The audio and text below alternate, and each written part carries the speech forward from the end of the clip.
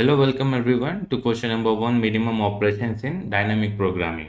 Okay, you can find the link below to this question. Now, coming to this question, what we are going to do is it says that there are two operations, two conditions. This question says that we have to find minimum number of operations using the given conditions. The condition is saying double the number and add 1 to the number. So this condition will be starting from the 0 value. Okay, now we have to know this given value 8. How can we obtain 8? By using this condition, double the number, add 1 to the number. So below execution, you can see 0 plus 1, we got 1.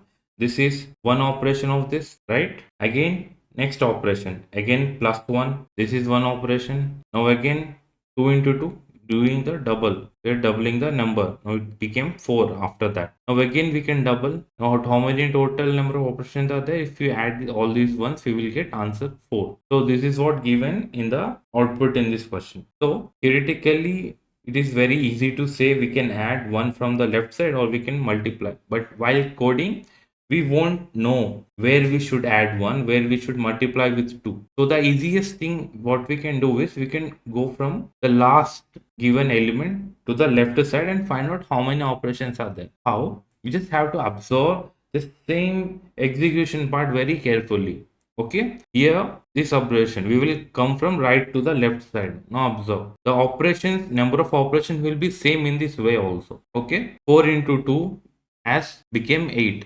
So what we're going to do is we will take 8 directly, which is a given input. Okay, and now we will divide this. We will divide this and we will get 4 now. This is also one operation, right?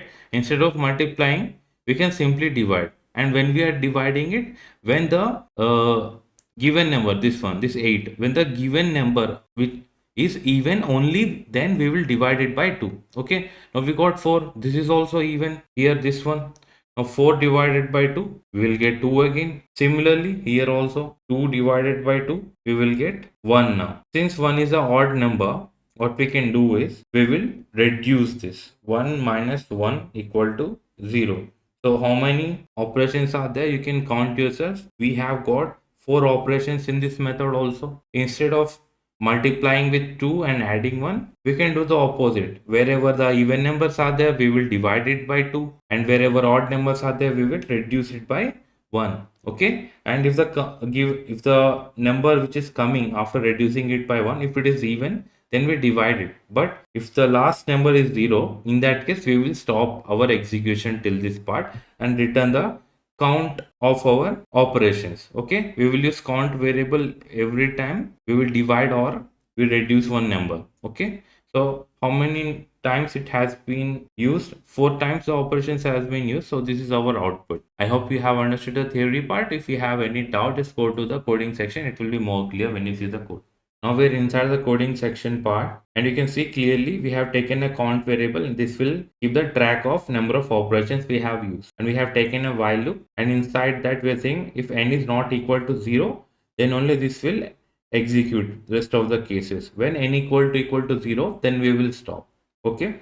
Now coming to the conditions inside, you can see we are checking if n is even or not. If it is even, then the modulus will be 0. So in that case, we are rearranging the n number.